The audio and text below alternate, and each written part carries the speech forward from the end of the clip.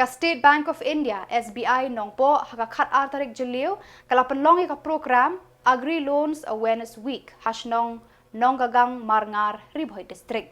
Kajing thmu jong kani ka program kalong ban kentiu ya ka yo ka kot ki Nongrep lengba ka rep karyang haki than nong kandong. Ha ka ju ka por ban hikaya ki Nongrep shaphang kajing penthamai ya ki kot ki sla ki bayadei bat ki bank ha ka por ka babiang. Ha kani ka program labatai ru ya ki Nongrep ban yo ya ki Jingialang bat jingkershan na ki skim babonjat jaka Khuborjylla pat Sarkar India.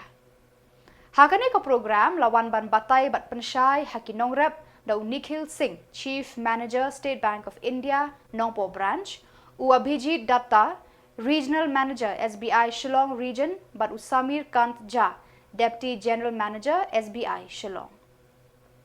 Daki spangur ki Nongrep bat ki Samla na ki Shnong ka than Marngar kilawan ban shimpenta ha kani ka program. So we at State Bank of India Nongpo branch today organized Kisan awareness meet.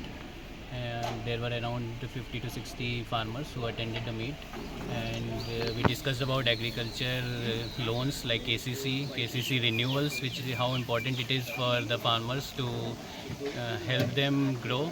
And we also discussed about SHGs, how they can form SHGs, how they can take loans for SHG from the bank.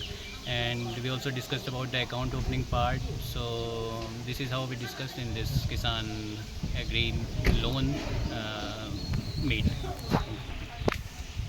And we also gave away around 20 sanctioning letters to KCC borrowers, and one SHG group was given sanction letter today. And from in and around our Roomling block, all the villages came here.